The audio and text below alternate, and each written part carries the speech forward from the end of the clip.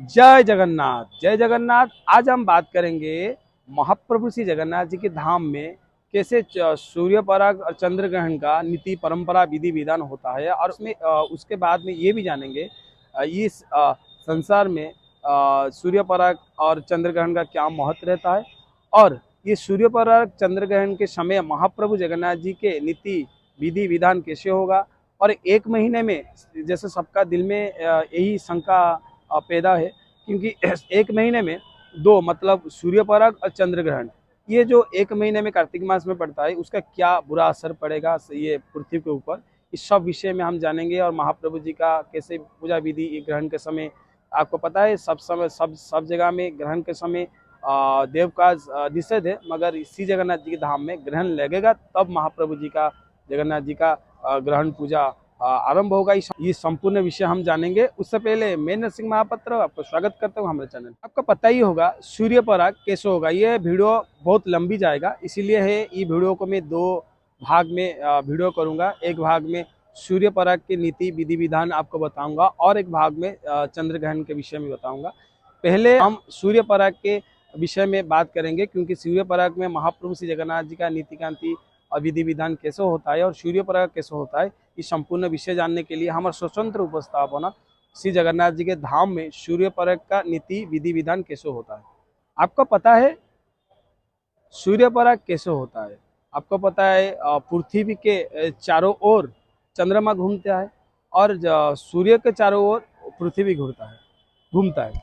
तो ये जो घूमने का जो प्रक्रिया है, कहीं ना कहीं एक जगह तीनों एक जगह चले जाते हैं, मतलब सूर्य के और पृथ्वी के बीच में चंद्रमा चले आता है। जब चंद्रमा चले जाते हैं तो सूर्य का प्रकाश पृथ्वी के नीचे नहीं आता है, इसीलिए इसको सूर्य पराग बोलते हैं। मगर ये दो विभक्त में बांटा गया है, आंशिक सूर्य पराग और पुण्य सूर्य पराग। ये आंशिक सूर्य पराग और पुण्य सूर्य पराग के विषय में आज जानेंगे। सबसे पहले हम बात करेंगे आंशिक सूर्य पराग, मतलब कुछ समय सूर्य पराग कैसे होता है।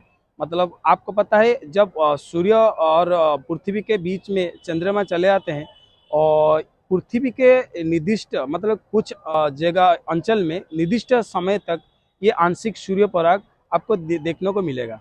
तो ये मगर कुछ हद तक ये सूर्य को ग्रास करता है, इसलिए उसको आंशिक सूर्य को छुपा देते हैं, इसलिए उनको आंशिक सूर्य पराग बोला जाता है। और बात करेंगे संपूर्ण सूर्य पराग। संपूर्ण सूर्य पराग कैसे होता है? संपूर्ण सूर्य पराग वैसे ही प्रक्रिया होता है जब आप सूर्य और पृथ्वी के बीच में चंद्रमा परफेक्ट लेयर में चले आते हैं, तो हाल संपूर्ण सूर्य पराग 2 घंटे तक होता है। ये जो प्रक्रिया आस्ते आस्ते आस्ते आस्ते सूर्य को छुपाते चले जाएंगे चंद्रमा, तो ये प्रक्रिया 2 घंटा होता है। मतलब 2 घंटे के बीच में जो 7 मिनट रहता है, मतलब सूर्य को लगभग कवर करने का सक्षम चंद्र भगवान रखते हैं 7 मिनट, मैक्सिमम 7 मिनट टोटली सूर्य को कवर कर देते हैं चंद्र भगवान। तो इसीलिए उसको संपूर्ण सूर्य पराग बोलते हैं। ये सूर्य पराग 2 घंटा प्रक्रिया चलता है, मगर 7 मिनट वो स्टे रह जाता है, मतलब 7 मिनट तक सूर्य को टोटली ब्लैक हो जाता है। उसको हम कहीं ना कहीं हम बोलेंगे, उसको हम कंप्लीट सूर्य पराग बोलेंगे। हालांकि ये पृथ्वी के निर्दिष्ट अंचल और निर्दिष्ट समय तक ये आप दृश्यमान कर सकते हैं। आपको पता है कार्तिक महीने में दो अर्थात सूर्य पराग और चंद्र ग्रहण लगता है, और चंद्र ग्रहण सूर्य पराग पहले सूर्य पराग अमावस्या को पड़ता है। ये केवल ये अमावस्या को होता है, मगर हालांकि प्रत्येक अमावस्या को सूर्य पराग नहीं होता, मगर कभी कभी ये जो किस्सा, ये दिव्य दृश्य कभी कभी ये पृथ्वी पृष्ठ में देखने को मिलता है। आपको पता है दिवाली के समय इस बार सूर्य पराग पड़ेगा, तो इसी समय श्री जगन्नाथ जी के नीतिकांति विधि विधान भी हम जानेंगे। और सब जगह आप दृश्यमान पाओगे कि देख पाओगे कि सूर्य पराग अर्थात चंद्र ग्रहण के समय देव कार्य नहीं किया जाता, मगर ऐसी एक श्री जगन्नाथ जी के धाम, ऐसी एक धाम है सबसे न्यारा है। तो इसीलिए श्री जगन्नाथ जी के धाम में जब ग्रहण या सूर्य पराग पड़ेगा ना, तब महाप्रभु श्री जगन्नाथ जी के नीति और परंपरा जो विधि विधान है आगे बढ़ेगा। ये संपूर्ण विषय जानेंगे। पहले तो 25 तारीख को अमावस्या को दिवाली को सूर्य परक पड़ता है, और उसको उससे एक दिन पहले यानी 24 तारीख सुबह 4 बजे 57 मिनट पर पाकत्याग और देव कार्य बंद किया जाता है। त्रिमंदिर में जिस दिन सूर्य पराग पड़ेगा, मतलब अर्थात 25 तारीख को रात को अर्थात 12 बजे श्री जगन्नाथ जी का मंदिर मेन फाटक खुलेगा।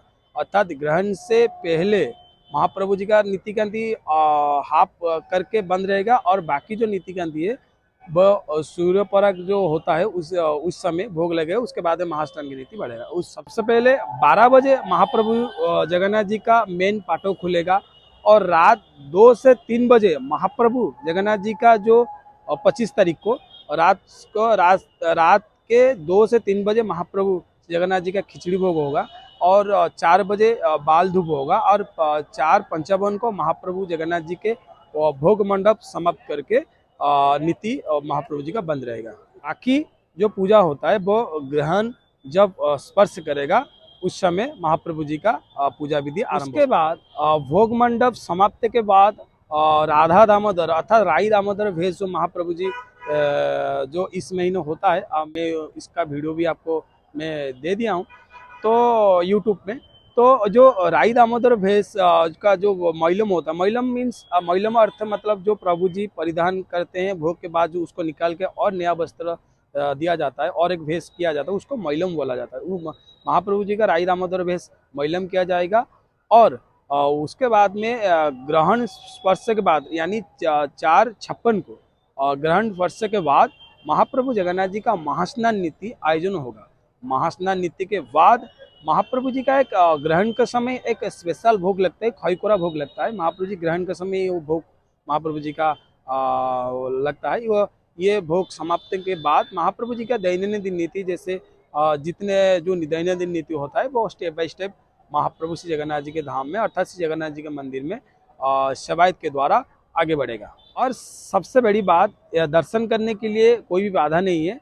आप दर्शन करने के लिए बेझिझक महाप्रभु जगन्नाथ जी के मंदिर खुला है, आप आ सकते हैं। और आपको पता है अमावस्या को जैसे सूर्य पर्व पड़ता है तो पूजा विधि कैसे होगा, काली पूजा भी है। इसीलिए 24 तारीख को काली पूजा और श्राद्ध जो महालया श्राद्ध होता है, जैसे जो महालया अभी गया 15 दिन पितृपुरुष को श्राद्ध देते हैं और एक दिन बच जाता है, कोई नहीं देते, तो इस दिन ये काली पूजा में श्री जगन्नाथ जी के मंदिर में आके हजार संख्यक लोग भक्त लोग उनका पितृपुरुष को श्राद्ध देते हैं।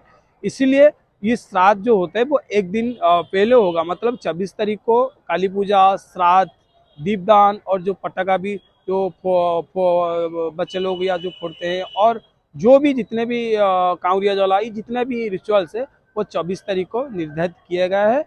आगे पूर्णिमा के दिन मतलब कार्तिक की पूर्णिमा के दिन चंद्र ग्रहण पड़ेगा। इस विषय में और एक वीडियो में आप बात करेंगे। तो आज के लिए इतना ही। ये संपूर्ण वीडियो महाप्रभु श्री जगन्नाथ जी के कैसे सूर्य पराग के नीति कांति महाप्रभु जी का विधि विधान कैसे इस दिन होगा, इसलिए इस वीडियो का मैं आपके लिए स्पेशल किया हूँ। तो आशा करता हूँ ये वीडियो आपको अच्छा लगे। तो कमेंट बॉक्स में जरूर श्री जगन्नाथ, जय जगन्नाथ, राधे राधे कृष्णा, हरे हरे कृष्णा जरूर लिखना। आज के लिए इतना ही। अगले और एक वीडियो और एक महाप्रभु जी का किस्सा लेके आपके सामने में आऊँगा। तब के लिए जय जगन्नाथ, जय श्री राम।